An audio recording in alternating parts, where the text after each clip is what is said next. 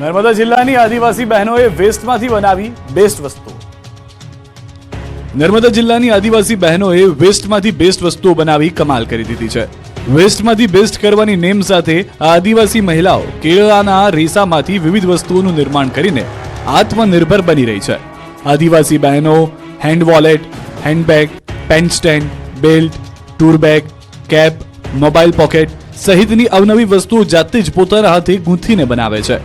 ડેડિયાપાડાના મલસામુટ ગામે મહિલાઓ આ વર્કશોપ ચલાવી રહી છે. વિદેશ મંત્રી જયશંકર દ્વારા દત્તક લીધેલા માલસમોટ ગામે આ મહિલાઓને હેપી ફેઝિસ ફાઉન્ડેશનની મદદ મળી રહી છે અને તમામ જરૂરિયાતો પૂરી પાડવામાં આવે છે. આ બહેનોએ બનાવેલ તમામ ચીજ વસ્તુઓને માર્કેટમાં લોકો સુધી પહોંચાડવામાં આવે છે, જે માટે આ ફાઉન્ડેશન મદદરૂપ થાય છે. તેમની મદદથી મહિલાઓ એકતા મોલ, ફન હોટેલ, સ્ટેચ્યુ ખાતેના ફૂડકોર્ટની બાજુમાં સોવિનિયર શોપ શરૂ કરીને આ મહિલાઓ પોતે જ તૈયાર કરેલી ચીજ વસ્તુઓનું વેચાણ કરે છે.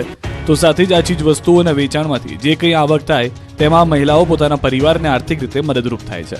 આમ નર્મદા જિલ્લાની આદિવાસી બહેનો કેળાના રેસામાંથી વિવિધ વસ્તુઓ બનાવીને પગભર બની છે, આર્થિક રીતે સદ્ધર પણ થઈ છે.